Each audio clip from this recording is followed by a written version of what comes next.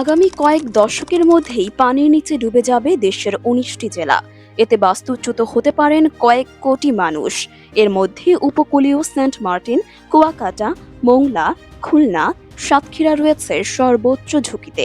২০৫০ সালের মধ্যে বড় ধরনের বিপদে পড়তে যাচ্ছে বাংলাদেশ, এমনটি জানিয়েছেন পরিবেশ, বন ও জলবায়ু পরিবর্তন এবং পানি সম্পদ মন্ত্রণালয়ের উপদেষ্টা সৈয়দা রিজওয়ানা হাসান বলেন, জলবায়ু পরিবর্তন হলে বাংলাদেশের ১/৩ চলে যাবে সমুদ্রের নিচে। বাংলাদেশের সমুদ্রপৃষ্ঠের থেকে ১ মিটারের মধ্যে যেসব এলাকা আছে তা সব ডুবে যাবে। উপকূলীয় জেলাগুলো টিকবে কিনা তা একটি বড় প্রশ্নবোধক চিহ্ন। পরিবেশ উপদেষ্টা বলেন, আগ্নেয়গিরি ছাড়া পরিবেশের জন্য ক্ষতিকর সবকিছু বাংলাদেশে রয়েছে। আমাকে কত বছর সময় দেবেন এই জঞ্জাল সমাধান করতে?